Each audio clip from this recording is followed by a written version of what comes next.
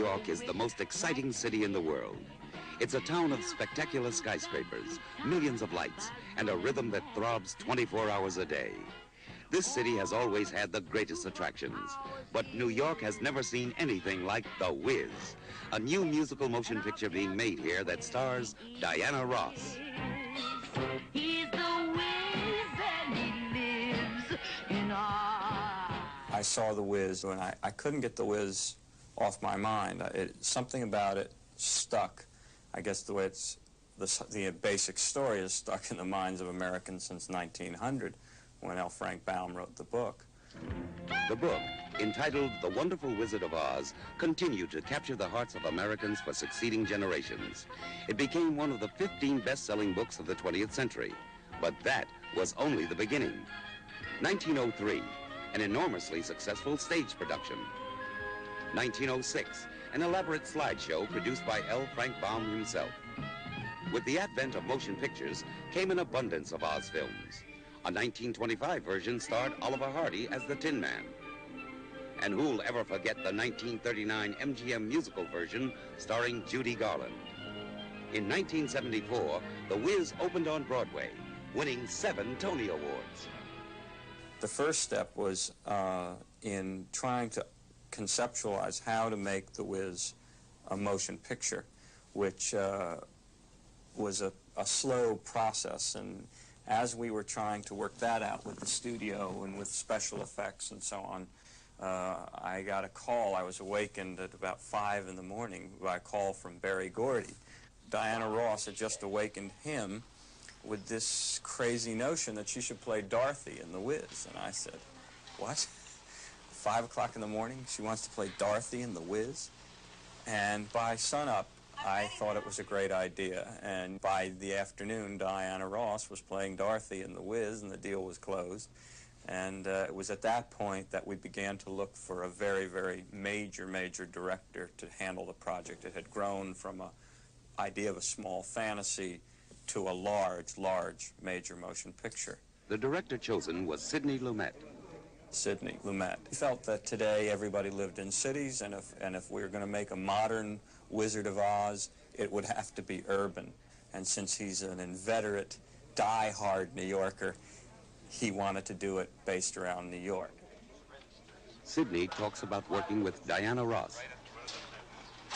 She's an extraordinary talent. She's a superb actress.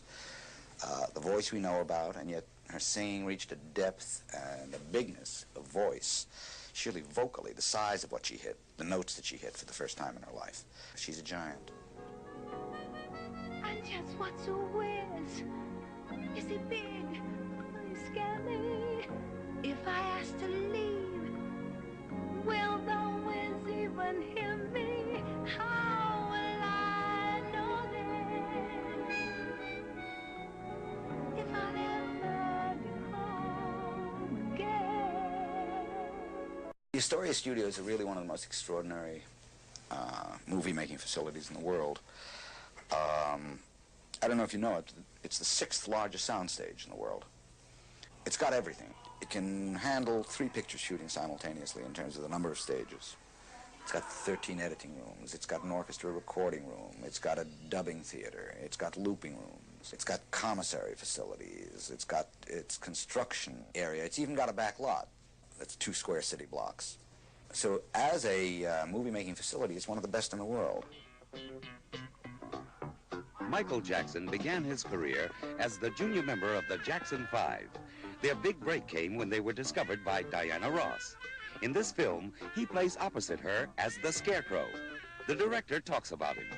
Michael may be the purest talent I've ever seen. He's incapable of a false moment. He's so true that anything around him has to become true, or if you don't work honestly around him, you're going to look as if you're faking it.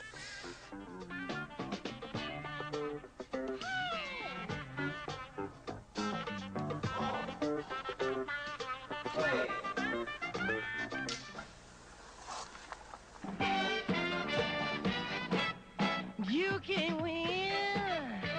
The world keeps moving and you're standing far behind. People get sick, things will get better. Just to ease your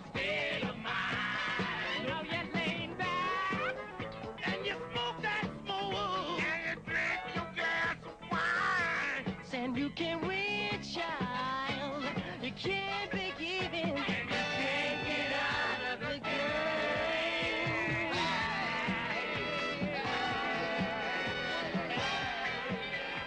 I'll help you down. What? You will? Diana and Michael had a relationship in the past from their Motown days, and it shows in the film the kind of warmth and friendship between the two, which was very important to the relationship between Dorothy and the Scarecrow. Come on, Dorothy! Come on!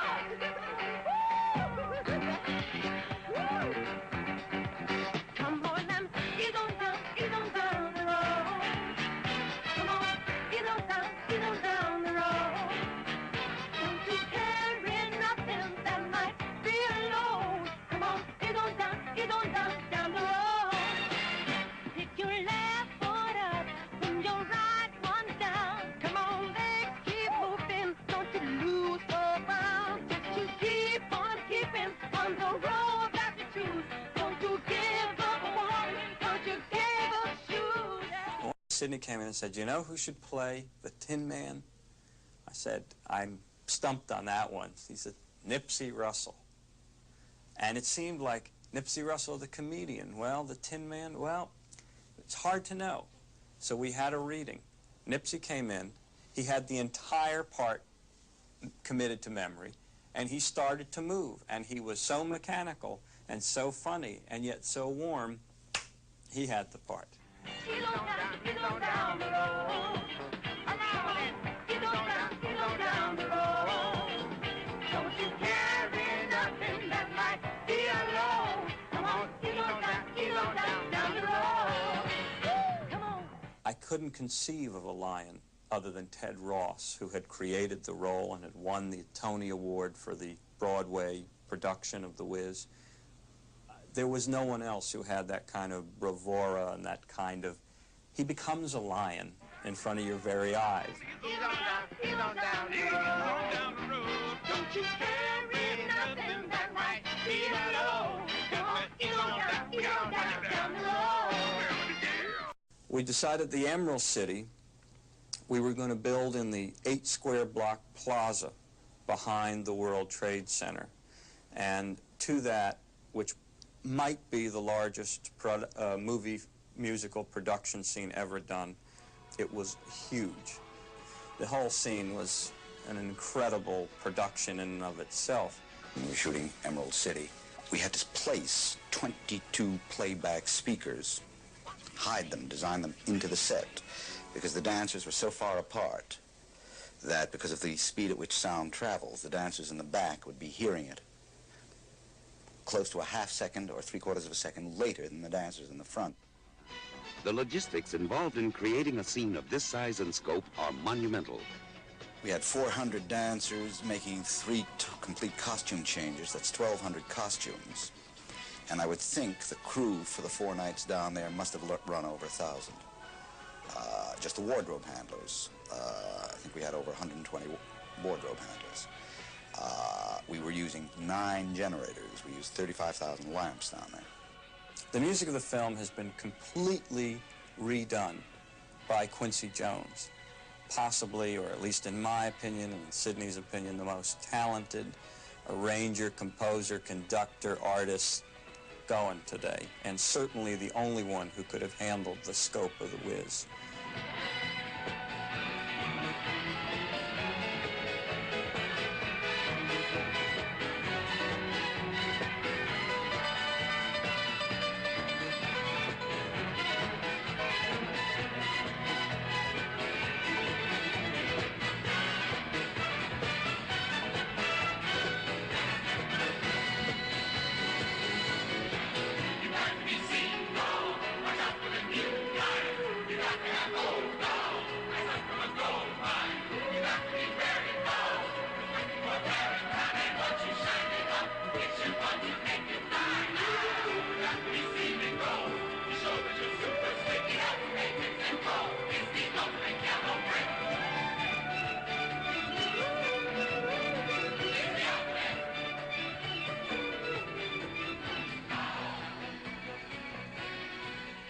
One number which states the whole theme of the movie, and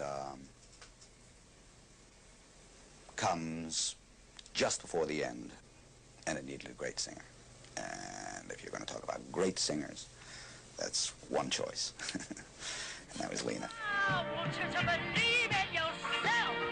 Yes, right from the start. You got to believe in the magic right there in your heart. Go ahead, believe all these things, not because I told you to. No, go ahead, believe in yourself. Woo, yeah, believe in yourself. Woo, yeah, believe in yourself as I believe in you.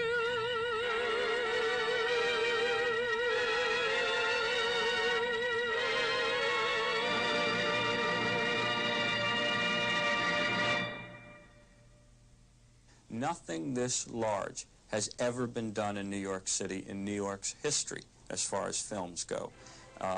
So in many ways, New York wasn't prepared for The Wiz. They certainly are now.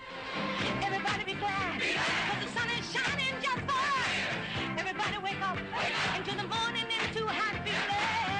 Hello. Diana Ross, Sidney Lumet, a movie company, and the largest cast of musical performing talent ever assembled for a motion picture have turned New York City into a large-scale fantasy land with The Wiz.